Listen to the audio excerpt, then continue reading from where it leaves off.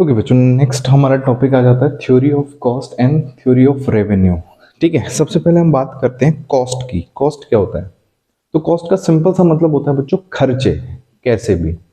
तो फिर से हम प्रोड्यूसर्स के ही पॉइंट ऑफ व्यू से कॉस्ट भी देखेंगे, प्रोड्यूसर्स के ही पॉइंट ऑफ व्यू से रेवेन्यू भी देखेंगे। सो जब प्रोड्यूसर खर्चे करता है तो खर्चों को उसने तीन कैटेगरीज में बांटा हुआ है। तो प्रोड्यूसर जो खर्चे करता है बच्चों उसको हम बोलते हैं इकोनॉमिक कॉस्ट। मतलब एक प्रोड्यूसर प्रोडक्शन करने के लिए जो भी खर्चे कर रहा है या जो भी खर्चे उसके बिजनेस में हो रहे हैं उन सबको इकोनॉमिक कॉस्ट कहते हैं। जिसमें से इम्प्लीसिट एंड एक्सप्लिसिट आपके लिए इंपॉर्टेंट है, जो आपके एग्जाम में आएगा ही आएगा। अपॉर्चुनिटी कॉस्ट आपके एग्जाम में आएगा ही आएगा, तो इनको बहुत अच्छे से समझ लेना। इकोनॉमिक कॉस्ट कहता है बच्चों इकोनॉमिक कॉस्ट जो बिजनेस के टोटल ओवरऑल खर्चे होने वाले हैं, जो उसकी टोटल कॉस्ट होने वाली है। जिसमें सबसे पहले कहता है एक्सप्लिसिट कॉस्ट। इसको बच्चों हम बोलते हैं एक्सटर्नल कॉस्ट, और इसी को हम बोलते हैं बच्चों आउट ऑफ पॉकेट कॉस्ट।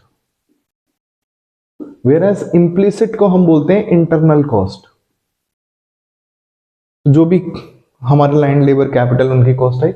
इसके अलावा जो भी बिजनेस ऑपरेशन में खर्चे होते हैं, बिजनेस ऑपरेशन में जो भी खर्चे होते हैं उनको हम बोलते हैं नॉर्मल कॉस्ट। तो पहले मैं बात करता हूं इम्प्लिसिट कॉस्ट की, मतलब सॉरी एक्सप्लिसिट कॉस्ट की, एक्सटर्नल कॉस्ट या out of pocket cost. Out of pocket का मतलब है बच्चों ये जेब से बाहर जाएगी ही जाएगी, एक्सटर्नल कॉस्ट है। फॉर एग्जाम्पल मैं रॉ मटेरियल खरीदता हूं तो परचेज ऑफ रॉ मटेरियल के लिए मुझे अपने सप्लायर को पैसे देने हैं, तो ये एक एक्सटर्नल कॉस्ट हो गई या आउट ऑफ पॉकेट कॉस्ट हो गई। वेयर एज इम्प्लिसिट मतलब इंटरनल। सोचो बच्चों मेरी दुकान है और दुकान मेरे घर पे ही है और घर मेरा ही है। तो नॉर्मली हमने जब लैंड लेबर कैपिटल पढ़ा है तो लैंड के अगेंस्ट रेंट जाता है। लेकिन अगर दुकान मेरी ही है तो क्या मैं खुद को रेंट पे करूंगा? Answer is no. लेकिन क्या रेंट एक इकोनॉमिक कॉस्ट है? वो तो हमने देखा ही सर, क्योंकि लैंड फैक्टर ऑफ प्रोडक्शन है। लैंड की कॉस्ट जो होती है उसको रेंट बोलते हैं, तो रेंट एक इकोनॉमिक कॉस्ट है। लेकिन अगर मेरी ही ओन्ड प्रॉपर्टी होगी तो फिर लैंड इकोनॉमिक कॉस्ट होने के बाद भी क्या होगी? Implicit cost. मतलब पैसा अंदर के अंदर ही रहेगा, इंटरनल ही रहेगा। तो लैंड लेबर कैपिटल को हम इन दोनों में से किसी एक में डाल देते हैं, एंड बाकी जो प्रोडक्शन ऑपरेशन से रिलेटेड खर्चे होते हैं डे टू डे वाले, वो सब नॉर्मल कॉस्ट आ जाते हैं। बात खत्म। नेक्स्ट कॉन्सेप्ट आता है बच्चों अपॉर्चुनिटी कॉस्ट का। डेफिनेशन के हिसाब से बोलते हैं opportunity cost is alternative foregone, the best alternative foregone. मतलब आपको ऑप्शन मिले दो। अगर मैं आपसे कहता हूं आपको दो ऑप्शन मिल रहे हैं बच्चों कि आप 10,000 रुपए की सैलरी लो या 12,000 रुपए की सैलरी लो, तो आप कौन सी लोगे? तो आप कहोगे सर हम 12,000 की सैलरी लेंगे। तो 12 की सैलरी लेने के लिए आपने किसका त्याग किया, किसका सेक्रीफाइस किया? आपने 10,000 का सेक्रीफाइस किया। तो मैं आपसे पूछता हूं अपॉर्चुनिटी कॉस्ट क्या है? तो अपॉर्चुनिटी है 12,000 और उसकी कॉस्ट है 10,000। मतलब उस अपॉर्चुनिटी को, जो 12,000 की अपॉर्चुनिटी है, उसको पाने के लिए आपको 10 वाले को रिजेक्ट करना होगा। तो यही होता है बेस्ट अल्टरनेटिव फॉरगॉन। तो जिस अपॉर्चुनिटी को मैंने पा लिया उसके बाद जो भी बेस्ट बना उसको मेरे को सेक्रीफाइस करना ही पड़ेगा। इसका मैं एग्जांपल देता हूं आपको। मान लो बच्चों आपके पास S1, S2, S3 तीन सैलरी के ऑप्शन आए, 10,000, 12,000 और 15,000। मैं आपसे पूछता हूं बताओ अपॉर्चुनिटी कॉस्ट क्या है? तो अपॉर्चुनिटी क्या है आपके पास? किस अपॉर्चुनिटी को आप क्लेम करोगे? जिस अपॉर्चुनिटी को आप क्लेम करोगे वो होगी 15,000, लेकिन उसको पाने के लिए आप सेक्रीफाइस किसका करोगे? तो ये हो गई आपकी सेक्रीफाइंग कॉस्ट। आपको याद रखना है अगर कभी भी एग्जाम में क्वेश्चन आ जाए तो जो भी सेकंड हाईएस्ट नंबर होता है, जैसे मेरे पास 10,000, 12,000, 15,000 है, तो हाईएस्ट को तो मैं ले लूंगा एज अपॉर्चुनिटी, और उसको लेने के लिए जो सेकंड हाईएस्ट होगा वो हमेशा सेक्रीफाइसिंग कॉस्ट होती है। तो आपको याद रखना है बच्चों सेक्रीफाइसिंग कॉस्ट हमेशा क्या होगी? Second highest number. तो अगर कभी भी आपके पास क्वेश्चन आया जिसमें 4 या 5 ऑप्शन है, बिना सोचे समझे हमेशा जो सेकंड हाईएस्ट नंबर होता है वो अपॉर्चुनिटी कॉस्ट होती है। ठीक है, यहां भी बात खत्म। नेक्स्ट आता है बच्चों हमारे पास कॉस्ट फंक्शन। तो जैसे थोड़ा देर पहले हमने प्रोडक्शन फंक्शन पढ़ा था, वैसे cost function short run, long run.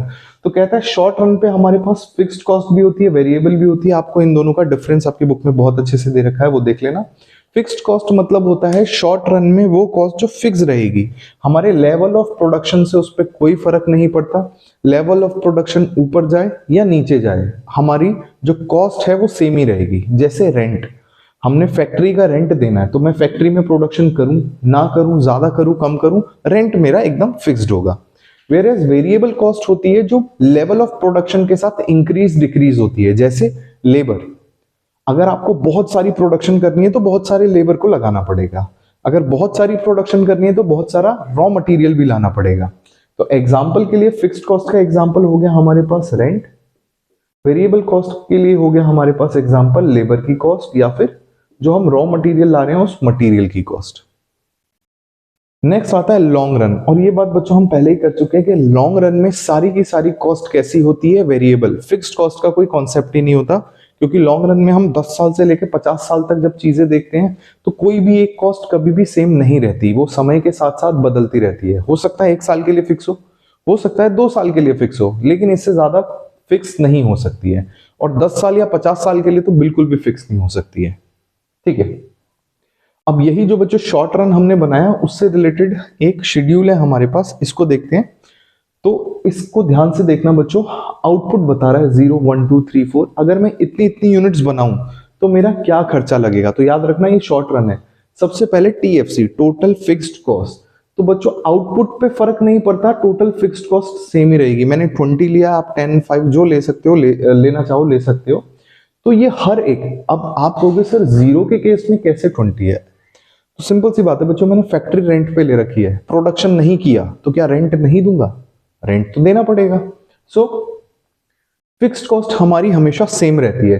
तो अगर मैं फिक्स्ड कॉस्ट का कर्व बनाऊं तो ये नीचे आपको पता है हमेशा क्वांटिटी नीचे रहती है, तो ये 20 रुपीज है, ये हो गया मेरा टोटल फिक्स्ड कॉस्ट का कर्व। और वहीं अगर एवरेज देखूं फिक्स्ड कॉस्ट का, तो एवरेज कैसे देखोगे, cost divided by number of units. तो एवरेज फिक्स्ड कॉस्ट आप देखोगे तो इस तरीके से बनेगा। ठीक है, 0 नहीं जाएगा क्योंकि छोटा छोटा होता रहेगा, बट 0 या नेगेटिव तो हो ही नहीं सकता, 0 तक तो तब भी जा सकता है, नियर बाय 0 जाएगा, बट एकदम 0 नहीं होगा। तो ये हो गया बच्चों हमारे पास AFC एंड TFC का कर्व। वहीं अगर मैं बात करूं वेरिएबल कॉस्ट की, तो वेरिएबल कॉस्ट 0 8 40 मतलब वेरी होती रहेगी प्रोडक्शन के साथ इंक्रीज होती ही रहेगी। तो प्रोडक्शन के साथ जब वेरिएबल कॉस्ट इंक्रीज होगी तो आप यहां से पहले निकाल लेंगे अपने पास एवरेज वेरिएबल कॉस्ट। देख रहे हो, एवरेज वेरिएबल कॉस्ट भी ऊपर नीचे जा सकता है। और मार्जिनल कॉस्ट मतलब आप ना इनका डिफरेंस देखो, मैंने total fixed cost total variable cost को ऐड किया, fixed cost plus variable cost equal to total cost. तो ये रहा टोटल कॉस्ट 1 by 1 जो ऐड हो रहा है, इनका जो डिफरेंस है वही है मार्जिनल कॉस्ट। और कमाल की बात तो ये है, जो टोटल कॉस्ट का डिफरेंस है वही डिफरेंस वेरिएबल कॉस्ट का भी है। ध्यान से देखो अब, तो एक्चुअल में जब कॉस्ट बढ़ रही है उसका रीजन क्या है, उसका रीजन वेरिएबल कॉस्ट ही है, क्योंकि फिक्स कॉस्ट तो एकदम फिक्स्ड है। तो जब फिक्स कॉस्ट एकदम फिक्स है तो जो भी इंक्रीज हो रहा है, जो मार्जिनल कॉस्ट है, वो किसकी वजह से है, वो है वेरिएबल कॉस्ट की वजह से। So we can say that total cost में जो भी डिफरेंसेस आ रहे हैं, जो भी चेंजेस आ रहे हैं, that is due two variable cost. And जब आप और आगे बढ़ोगे, थोड़ा सा और पढ़ोगे, वहां पे आप पढ़ोगे मार्जिनल कॉस्ट ही वेरिएबल कॉस्ट होती है। जब आप CMA इंटर में आओगे और कॉस्टिंग पढ़ोगे, वहां आप पढ़ोगे कि मार्जिनल कॉस्ट ही वेरिएबल कॉस्ट होती है। ठीक है बच्चों, अब ये मार्जिनल कॉस्ट को अगर आप देखोगे तो मार्जिनल कॉस्ट पहले डिक्रीज होती है और डिक्रीज के बाद इंक्रीज होती है। तो MU हमेशा ही यू शेप बनता है। ठीक है, MU जो होता है marginal, not MU MC, sorry, marginal cost, ये हमेशा यू शेप बनता है। और उसके बाद उससे आप एवरेज निकाल सकते हो। तो काम की चीजें सिर्फ इतना सा टेबल था, इससे एवरेज वाले पॉइंट मैंने आपसे निकलवा लिए। तो सिंपली जो भी कॉस्ट है उसको डिवाइड कर दोगे आप नंबर ऑफ क्वांटिटी से, यूनिट से, तो आपके पास एवरेज आ जाएगा। बस इतनी सी बात इसमें हमें करनी थी। तो अगर मैं यहाँ पे सिर्फ टोटल कॉस्ट देखूं तो टोटल कॉस्ट इस तरीके से रहेगा, सॉरी थोड़ा सा गलत बन गया, ये इस टाइप से बनेगा। ठीक है, तो आपके पास स्केल हो गए, और वैसे भी आपको बनाना नहीं है, आपका ऑब्जेक्टिव टाइप पेपर है। तो आपको मान लो इस टाइप का कर्व आया और आपसे पूछे कि कौन सी कॉस्ट है, तो यू शेप मार्जिनल कॉस्ट होगी, एंड TFC स्ट्रेट लाइन होगी, टोटल जो फिक्स्ड कॉस्ट है वो स्ट्रेट लाइन होगी। अगर इस तरीके से वो एवरेज फिक्स्ड कॉस्ट होगी, एंड एकदम इंक्रीजिंग है तो ये टोटल कॉस्ट होगी। टोटल कॉस्ट भी ऐसी बनेगी और वेरिएबल कॉस्ट भी ऐसी बनेगी। ठीक है, बात खत्म। अब बात करते हैं बच्चों लॉन्ग रन कॉस्ट कर्व की। तो लॉन्ग रन कॉस्ट कर्व भी एकदम यू शेप होता है। लॉन्ग रन मतलब पिछले 10 सालों में मेरी कितनी कितनी कॉस्ट रख रही है, तो नीचे मैं लिखता हूं क्वांटिटी को, और उसके बाद ना इसी तरीके से शॉर्ट टर्म जैसे ये मार्जिनल कॉस्ट आ रही है ना मेरे, इस टाइप से ढेर सारे कर्व मिलेंगे। अब आप कहोगे सर ये समझ नहीं आया। तो बच्चों हमारा ना जो लेवल ऑफ प्रोडक्शन होता है उस पर डिपेंड करती है कॉस्ट कितनी है। फॉर एग्जाम्पल मैं प्रोडक्शन कर रहा हूं किसी भी चीज की, आपको पता है बच्चों जब दिवाली का टाइम आता है तो आप उस चीज की ज्यादा से ज्यादा प्रोडक्शन, दिवाली के टाइम पे हर एक चीज की प्रोडक्शन बढ़ जाती है। प्रोडक्शन बढ़ेगी तो क्या होगा, कॉस्ट भी बढ़ जाएगी। इसीलिए दिवाली के टाइम का अगर मैं देखूंगा हर साल तो इस तरफ इस हाइट पे उसका कर्व बन रहा होगा। वही मई और जून जो होता है उसमें लोवेस्ट कॉस्ट होती है तो उसमें इस तरफ पे कर्व बन रहा होगा। तो ये टोटल कॉस्ट है। तो टोटल कॉस्ट में कुछ पीरियड ऐसा होता है जहां पे कॉस्ट कम होती है क्योंकि प्रोडक्शन कम होता है, और कुछ पीरियड ऐसा होता है जहां पे ज्यादा प्रोडक्शन होती है तो वहां कॉस्ट भी ज्यादा होती है। सो यहाँ प्रोडक्शन का मतलब है लेवल ऑफ ऑपरेशन, कि किस लेवल पे मैं ऑपरेट कर रहा हूं, कितनी ज्यादा मेरी प्रोडक्टिविटी है, उसके हिसाब से ये हमारी कॉस्ट बनती है। और इसी को देख के हम बोलते हैं कि इस बार दिवाली पे हमारा इतना खर्चा हो जाएगा। कैसे पता, क्योंकि पिछले साल दिवाली पे इतनी यूनिट्स बनाई थी तो इतना खर्चा हुआ था। तो हम सिर्फ और सिर्फ लॉन्ग टर्म में ये पूछते हैं कि बताओ हमारा लेवल ऑफ प्रोडक्शन क्या होगा, उसके हिसाब से हम कॉस्टिंग कर लेते हैं अपनी। ये भी बात खत्म बच्चों। नेक्स्ट आता है अपने पास थ्योरी ऑफ रेवेन्यू। रेवेन्यू का मतलब क्या है, रेवेन्यू के बहुत सारे मतलब होते हैं बच्चों। रेवेन्यू का एक मतलब होता है जो आपने रेवेन्यू रिकॉग्निशन पढ़ा होगा अकाउंट्स में। रेवेन्यू का एक मतलब होता है revenue receipts, short term receipt.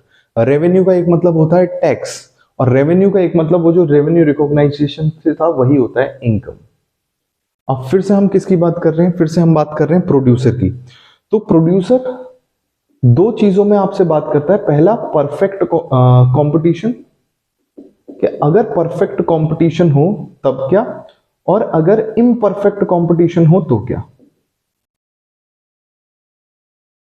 Perfect competition बच्चों मान लो चोकोबार, आप जाओ मदर डेयरी पे जाओ, वादीलाल पे जाओ, अमूल पे जाओ, किसी पे भी जाओ और बोलो कि एक चोकोबार दे दो, तो वो एक चोकोबार आपको 10 रुपए की देगा। आप कहोगे एक और दे दो, वो फिर से आपको 10 की देगा। आप कहोगे 10 दे दो, वो 10 की 10 आपको 10 रुपए की देगा। सो दैट मीन्स जब परफेक्ट कंपटीशन होता है वहां एक सिंगल प्राइस होता है जो सबको एक्सेप्ट करना होता है। सो यहां पे मैंने लिखा बच्चों अपने पास यूनिट्स, और यहां पे लिखा उसका मार्जिनल रेवेन्यू। तो मार्जिनल रेवेन्यू को ही हम यहाँ प्राइस बोलेंगे। तो जैसे मैं 10 रुपए का प्राइस ले रहा हूं और मैंने 1 2 3 4 5 यूनिट्स खरीदी हैं तो सभी का 10 है। अब अगर मैं टोटल रेवेन्यू पूछता हूं तो टोटल रेवेन्यू 10 20 30 40 50। आपसे एवरेज रेवेन्यू पूछूं तो टोटल डिवाइडेड बाय यूनिट्स, तो एवरेज भी 10 ही रहेगा। अब मैं अगर कहूं कि इसको ग्राफ में बना के दिखाओ, तो ये देखो बच्चों, ये सिंपल 10 रुपीज, 10 रुपीज पे क्या बना, यही मेरा मार्जिनल रेवेन्यू और यही मेरा एवरेज रेवेन्यू है। तो मार्जिनल रेवेन्यू एवरेज रेवेन्यू का सेम बन गया। और अगर इसकी बात करें तो ये एकदम फ्लैट सीधा 45 डिग्री पे बनेगा, एकदम डायगनली 45 डिग्री पे बनेगा। अगर यहीं पे बच्चों मेरे पास इनपरफेक्ट कंपटीशन होता तो यूनिट्स 1 2 3 4 5 मैंने ले ली, मार्जिनल रेवेन्यू 10 9 8 7 6। सिंपल सी बात है, यहां पे कहेगा ज्यादा यूनिट मैं तभी लूंगा जब मुझे थोड़ा सा सस्ता दोगे। तो ये आप सब्जी वालों के पास जाके जरूर कर सकते हो कि भाई ज्यादा यूनिट्स लेंगे अगर सस्ता कर दो तो इससे मैं निकालता हूं टोटल रेवेन्यू 10 19 27 34 एंड 40, और यहां से निकालता हूं इसका एवरेज रेवेन्यू। तो ये आ गया 10 9.5 8 8.5 सॉरी राइट यस 8.5, और ये 9 आया था, एंड देन 8। ठीक है, अब इसी से आप इसके भी कर्व बना सकते हो। जैसे ये बना मेरे पास मार्जिनल रेवेन्यू का, एंड इससे हल्का सा ऊपर बनेगा एवरेज रेवेन्यू का। टोटल का आप खुद बना लेना।